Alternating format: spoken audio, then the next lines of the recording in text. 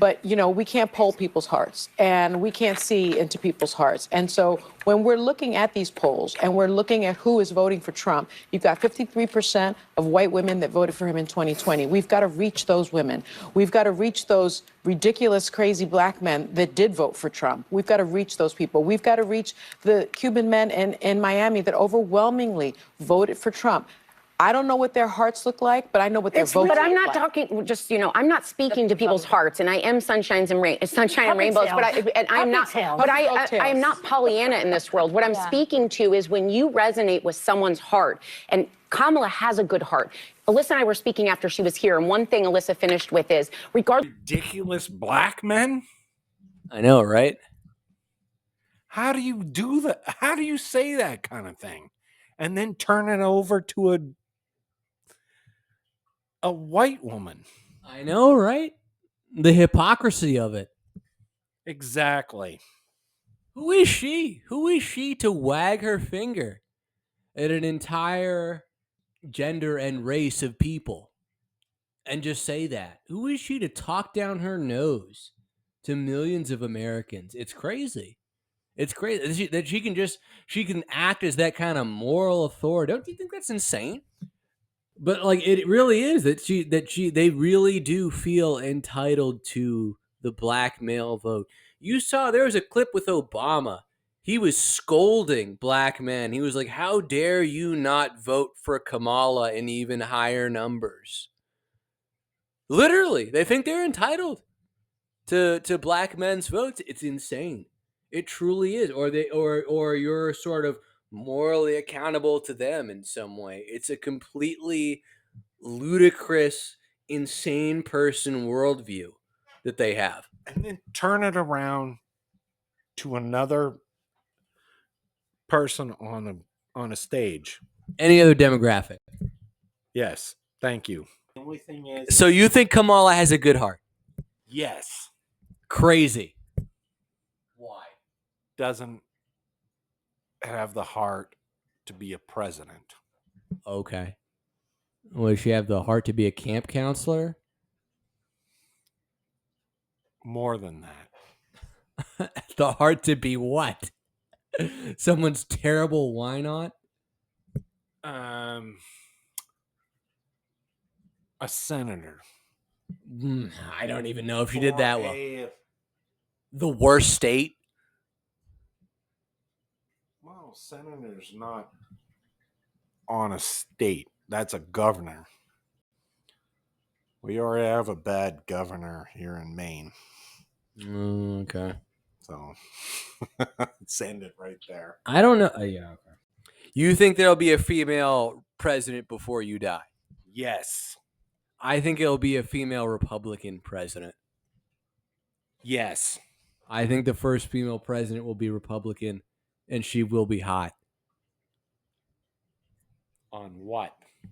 What do you mean on what? I think she'll be hot. It'll be President OnlyFans. Don't do that. It'll be President OnlyFans. Because they're saying the Democrats, the left side has to stop the rhetoric. And I think what we need to reframe this is, what is rhetoric and what is fact? It is fine for you to say Donald Trump's plan is not a conceptual plan. It's Project 2025. Why? Stop saying what? Stop saying Project 25. They keep going on and on about it, don't they? Every day. Every day. Every day. Stop it. Say something like Donald Trump started an insurrection. That is not rhetoric. That is just a fact. Well, wait a minute, Sonny. Trump has explicitly stated that he has nothing to do with Project 2025. Also, he has never been charged with insurrection. So both of the examples you just presented were pure rhetoric and factually incorrect. Yet, you just called them facts. Live on air, further vilifying a man who just faced a second assassination attempt. And for that, not just you, but every single one of you should be ashamed of yourselves.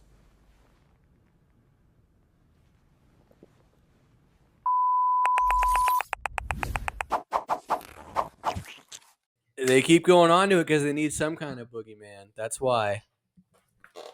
Something to talk about. Perfection.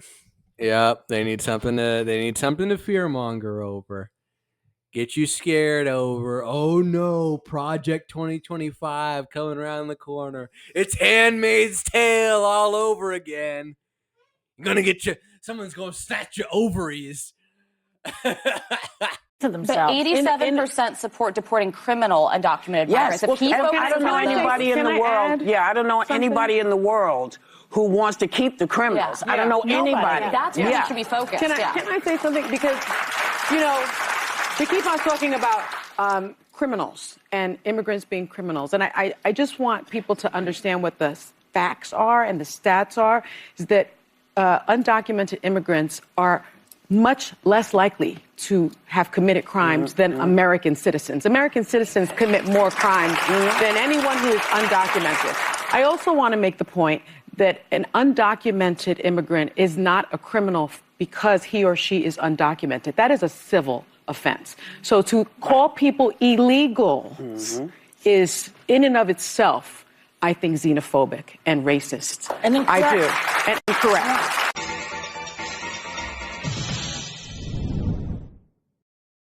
Dude, they want to abolish citizenship itself. To call someone illegal is xenophobic. No, they're not supposed to be here.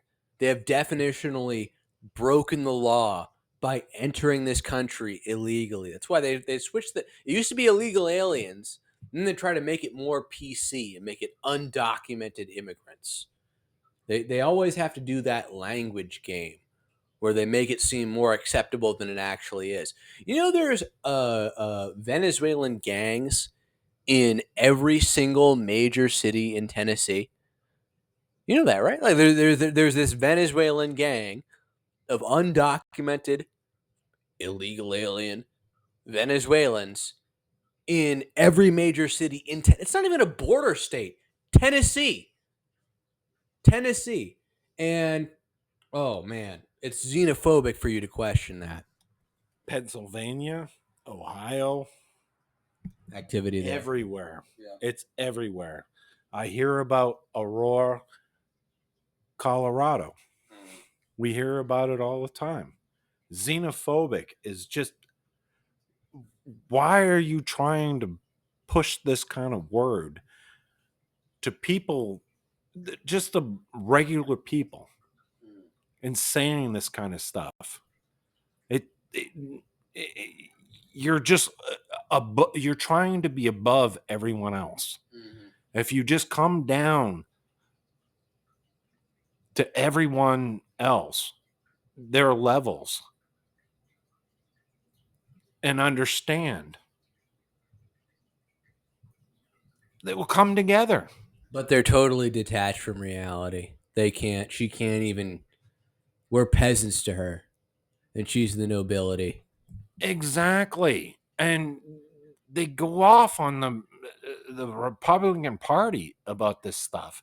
And it's like, I don't believe that they're above us at all. They're just they're in reality without having to speak so big that not everyone even wants to listen to this kind of craziness. Yeah. I mean, this woman's off her mind. She's off her gourd. She can't. There's no way. It's crazy. There's too much of it. Just come off your penthouse or go out on your porch and look at a freaking star or at a planet and realize that nothing revolves around you. I think we need to find moral clarity. in this country. And I just remember after January 6th, you had someone like Mitch McConnell placing the blame on January 6th where it belonged, squarely on Donald Trump's shoulders. And then you started seeing people backtrack that and losing their moral center. You had Condoleezza Rice, I believe, on this very show saying, we need to move on from January 6th. I say no. You don't move on, because January 6th was an atrocity. It was one of the worst moments in American history. And when you think about the worst moments in American history, like World War II, things that happened, like the Holocaust, chattel slavery, we need to never forget, because past becomes prologue if you forget any race. I want to ask you, does she really believe that? That January 6th is the greatest atrocity in American history? Unbelievable. I know, right? How does she say that with a straight face? That makes me nauseous. I remember when I was in college, I had a friend, and thank God, he voted Trump this time around. He voted Trump in 2024. But I remember back in the day, he literally looked me straight in my eyes and said, January 6th was worse than 9/11. Oh, yeah. I was able to set him on the right track. I got him to vote Trump this time around. He changed his ways, but he literally looked me straight in my eyes and said, yeah, I think January 6th was worse than 9/11. What about Vietnam? What about the Korean War? What about things that happened in our lifetime? And you're trying to tell me that J6 is the worst thing that's happened. And that was 4 years ago. You're only looking that far away?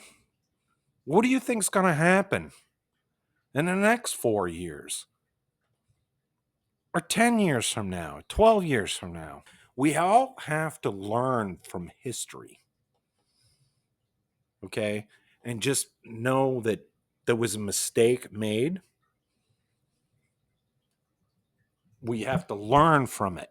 A field trip gone wrong, if you will. Yes. See? A field trip gone wrong. They let them in there, too. That's the thing. Well, wasn't even like they broke in. They let them in there. yes. Right. That's what America's about. They allow people to protest and talk and speak. Did it go off the rails? Yes. It shouldn't have. But we do. The only people that died initially, too, were people who were part of the J6 protest. It wasn't even the police. They always try to inflate that count after the fact. They're like, oh, man, like this many people died. But it was like some police officer that allegedly committed, took his own life months after. It's like, that's not part of it. So a woman was shot in the neck, and she was a J6 protester. Like, this is not the same sort of thing. This is not what was going on at all. There's all this sort of lies and distortion that the media tries to pull over this issue.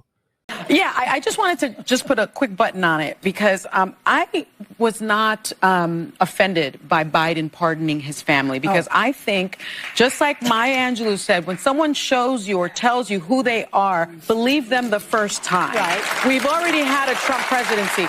We know that this administration is a vengeful one. We know this is a vengeful man. And if I can protect me and mine, I would do that. And so I think we need to show Joe Biden some grace. But the other thing that I wanted to talk about that a lot of people are talking about is that there are these black performers. You mentioned that there were entertainers at the inauguration. There are these black performers that were performing for Snoop Dogg, Nelly, a couple of others. And I saw Keith Boykin, a friend of mine, say something that I thought was really important, and I wanted to play that clip. If you look at Donald Trump, the man who would refuse to rent to black people in the 1970s, who tried to lead a lynch mob against 5 black and brown kids in the 1980s for the Central Park case, who refused to allow black casino workers to have a prominent place in his casinos in Atlantic City in the 1990s, who spent 5.5 years lying about Barack Obama's birth certificate in the 2000s, who came into office and then attacked black people like Colin Kaepernick, who attacked Ruby Freeman and her daughter Shay Moss for simply doing their jobs as Fulton County election workers. You dishonor those people when you go and perform for this man who has done nothing but dishonor black people. For me, even though I didn't watch any of the balls or anything, I think what Keith said is so important for us to remember, that this is who Donald Trump is. Always pulling the race card. Always pulling that victim card. The Democratic Party has not helped Black America 1 ounce over the past century. And this woman, Sonny Hostin, has to play that victim card to keep Black America in line, in check, in lockstep with whatever the left wants. That's the reality of it.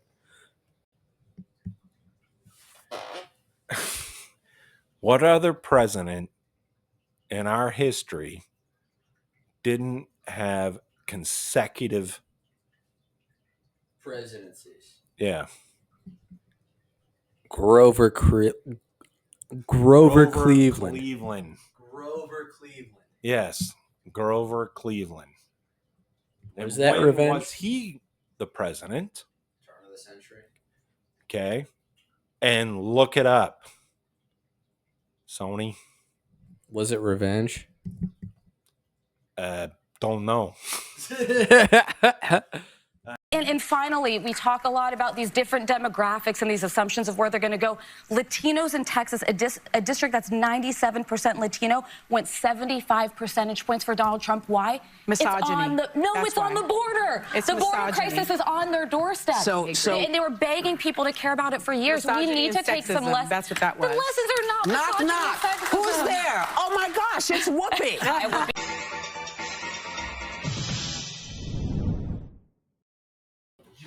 He's having an allergic reaction to Sonny. He literally ran away to the opposite side of the room. Come on, what do you want to say? That is the worst I've ever heard out of anybody. Sonny saying that was the worst thing I've ever heard. Ever. It was right in front of her, and she tried to deflect it. Mm-hmm. I can't. Yeah. I can't. Just watch have you ever seen that clip? Have you ever seen that clip? I have not. No, seriously. Let's keep watching. No, have you ever seen that clip? I haven't.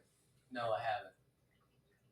There's no way. I can't even bring myself to watch The View. The woman was talking at the beginning, 97%. And then you listen to this woman, fucking Latino, blah, blah. He's heated. You got to edit this shit out. I'll listen to the rest of it. He's heated. I've seen it. Yes, I am very heated over that one. Misogyny. She said misogyny. The most racist shit I've ever heard. Can you believe it? No, I can't. It is very true that 97% did. And then you just turn around and say misogyny. Misogyny. It's because they're all bad people, according to her. I know, right? Really? They're not bad people. Yeah. Not all of them. Oh, no. This is what she's got. This is the narrative. I can't. Did you hear that shit? This is the defense she's got to run. Misogyny? Yep. That didn't come from anyone else but one woman. For some reason, she got hurt from a male. I'm not. There's something happened in her life about that. To sit there across a desk and just say something like that doesn't make any sense. Why do you do that? In public television. Why do you lie professionally? Great point. Why lie professionally? That's what they have to rationalize to themselves. You just got to say misogyny, racism, misogyny. There can't be a rational reason that these people would actually vote for Donald Trump, because if she admitted that, it would break her whole world. It would shatter her mind. She would have to confront reality that the left, the establishment, the people in charge, the bureaucrats didn't have their ducks in a row, didn't have all the answers, didn't have everything right. And she can't do that. So she's got to say it was misogyny that made them vote this way. Ridiculous excuse. But you have to understand, this is a necessary lie. She has to tell herself this. She has to tell other people this to maintain her side's power.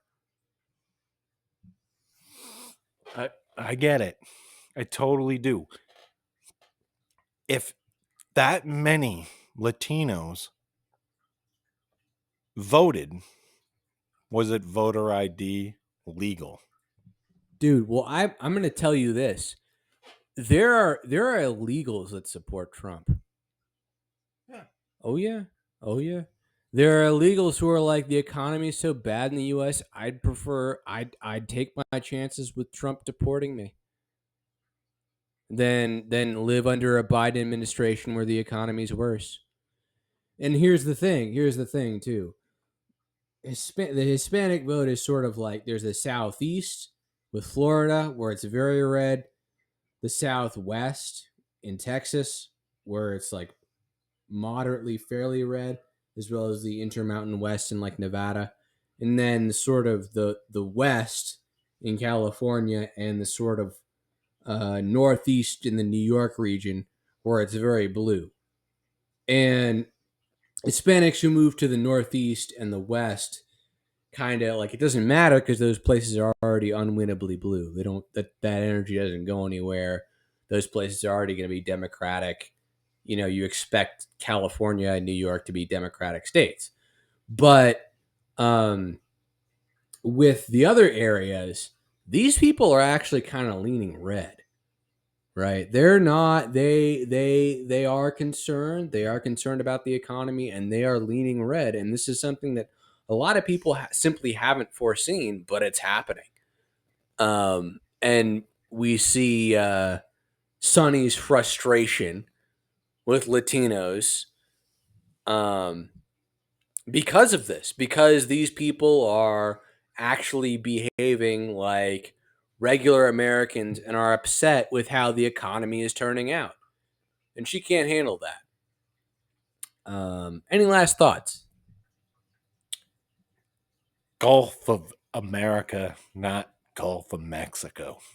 Gulf of America, not Gulf of Mexico. There you have it, folks. Red Channels will catch you in the next one.